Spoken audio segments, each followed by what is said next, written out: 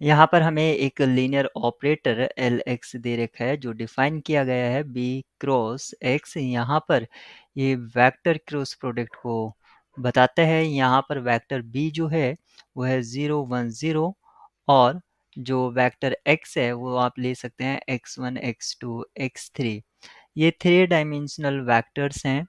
और m जो है m मैट्रिक्स वो Lx का मैट्रिक्स रिप्रेजेंटेशन है और इस प्रॉपर्टीज को भी वो सेटिस्फाई करता है Lx इक्वल्स टू mx।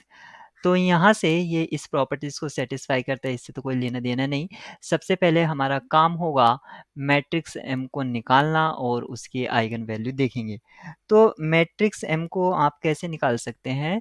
जो आपको लीनियर ऑपरेटर दिया गया है, जब भी मैट्रिक्स रिप्रेजेंटेशन आप लिखते हैं स्टैंडर्ड ऑर्डर बेसिस के फॉर्म से, स्टैंडर्ड ऑर्डर बेसिस के रेस्पेक्ट में आप उसका मैट्रिक्स रिप्रेजेंटेशन निकाल लीजिए। स्टैंडर्ड ऑर्डर बेसिस इसके लिए R3 ये होगा।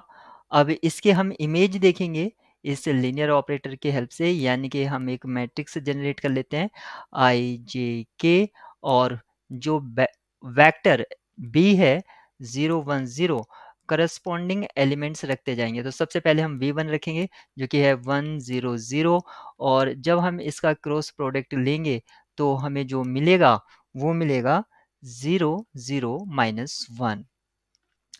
ठीक इसी तरह हम सेकेंड एलिमेंट लेंगे यानी कि I J K और वेक्टर b 0 1 0 और फिर सेकेंड बेसिस एलिमेंट 0 1 0 और इसका हम क्रॉस प्रोडक्ट देखेंगे जो हमें मिलेगा 0 0 0।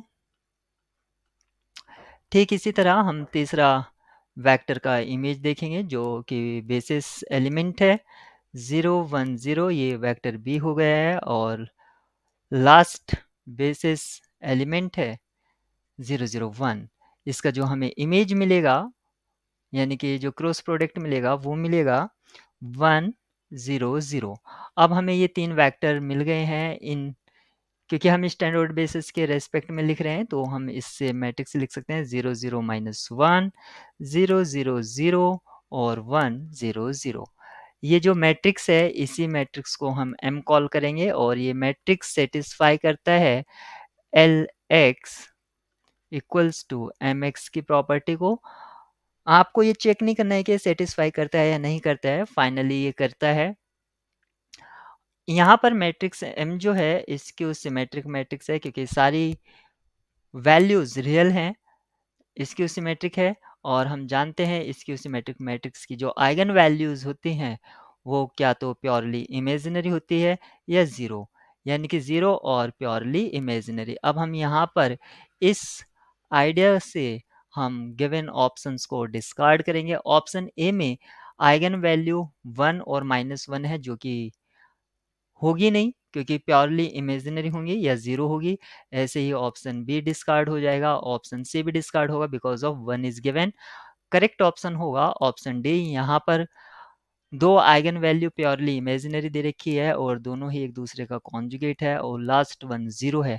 Option D is right.